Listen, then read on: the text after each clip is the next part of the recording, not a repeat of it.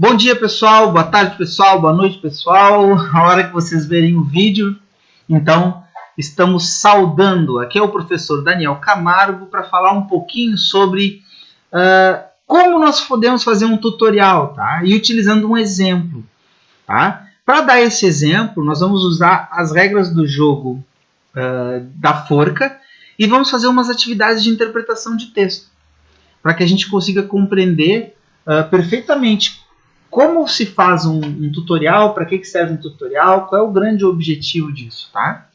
Então, o jogo da forca, ele é um jogo que ele tem número de participantes, 2 jogadores, idade a partir de 6 anos, material, lápis e papel. Esse é o básico. Eu posso acrescentar mais jogadores, eu posso botar uma idade mais específica, eu posso utilizar, além de lápis e papel, acrescentar lápis colorido, canetinha, canetão, uma série de outros materiais para fazer, tá? O jogo da forca. Mas isso é uma base, tá? Se eu for fazer um tutorial, ensinar alguém a jogar um jogo, ensinar as regras, eu preciso organizar esse texto. Então, o título, e eu separei aqui algumas informações importantes. Número de participantes, idade e material. Depois, as regras em si. Como jogar. E aí, como eu vou fazer? Eu posso fazer um vídeo ou posso fazer um texto. Mas eu preciso separar aqui em partes. Primeiro, escolha um tema. Animais, objetos, cidades e etc. Segundo, escolham em segredo sua palavra e façam traços na mesma quantidade que as letras das palavras, tá? Da palavra. Eu não posso, por exemplo, escolher a palavra paralelepípedo e botar 6 espaços de letras, porque tem muito mais do que isso, tá? Tem que ser compatível. 3. Decidam por qualquer critério, podendo ser par ou ímpar, quem vai começar o jogo. Dá para ser par ou ímpar, dá para ser jogo de dado, dá para ser pedra, papel e tesoura. Vocês escolhem a regra, o critério a ser utilizado para ver quem vai começar o jogo. 4. O primeiro jogador diz uma letra. Caso não conste na palavra escolhida pelo adversário, este deverá iniciar o desenho do enforcado. E é assim que se joga. A pessoa errou, põe a cabecinha lá. Né? A pessoa acertou, não põe nada. Cada jogador tem direito a dizer apenas uma letra, sendo a próxima jogada do adversário e assim sucessivamente. Se quiser, na sua vez de jogar, poderá arriscar e falar a palavra completa. Se acertar, ganha o jogo por antecipação. Errando, vão 2 partes do boneco para a forca. Então, ao invés de uma só, vão 2. Vencedor. Tem pessoas que colocam essa regra, se tu tentou acertar a palavra e errou, tu perde o jogo de vez, tá? Então, no caso de chutar a palavra, da tentativa de acertar a palavra de uma vez só, é tudo ou nada para algumas regras do jogo da forca. Aqui não, aqui são 2 rodadas que tu perde. Então, o vencedor é aquele que conseguiu descobrir a palavra do adversário antes de o desenho estar completo, ou ser o primeiro a completar o desenho do oponente. Tá? Como é que funciona aqui? Que partes esse texto apresenta e qual a função delas? Ele apresenta 4 partes. Apresenta o número de participantes, a idade, o material e como jogar. É uma boa forma de eu explicar um jogo. Tá? Número de participantes, a idade, a faixa etária, o material necessário para jogar e como jogar. Qual das palavras a seguir também poderiam ser usadas para nomear a parte das regras? Nós colocamos aqui procedimentos e orientações. A continuação, não. Nós podemos utilizar procedimentos, ao invés de como jogar, procedimentos para o jogo, orientações para o jogo. Tá? E por que a parte como jogar tem itens numerados? É simples.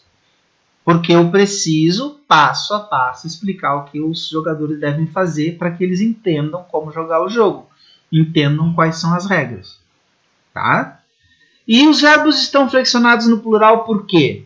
Nós colocamos aqui, eu tenho os verbos, eu coloquei aqui como exemplo, escolham, tá?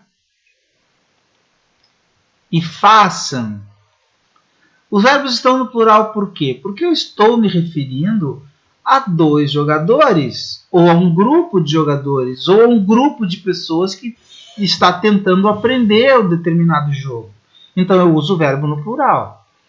E qual é o modo verbal predominante? Considerando o gênero textual, que é um tutorial, que é ensinar alguma coisa para alguém, tem que ser o modo imperativo. Porque eu estou dando ordens, eu estou pedindo, estou orientando. O modo imperativo é o modo adequado. Ok? E o texto sugere um critério para determinar quem começa jogando. Que critério é esse? Par ou ímpar, tá? Isso é interpretação de texto. Não é o que eu penso. Eu posso utilizar o dado, eu posso utilizar o pedra, papel e tesoura, mas no texto está escrito par ou ímpar.